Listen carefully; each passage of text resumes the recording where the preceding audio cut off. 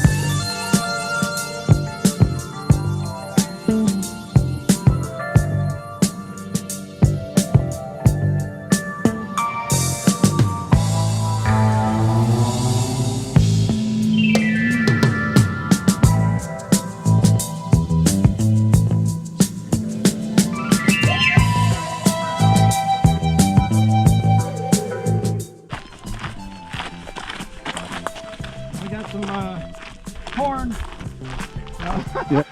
You rolling? B-rad rolling. Borax. They're white gold. Borax would be what eventually attracted settlers to the Death Valley region. Borax. How about that, folks? How about that? Borax. Yeah, man, I'm just white gold. Man, look at that. Look at all that borax out there. Shit, I could like use it in my laundry detergent and save a lot of money. Yeah. I could switch to Geico. I stayed at a Holiday Inn Express last night. Is that a 7-inch you got? Oh yeah. Oh yeah.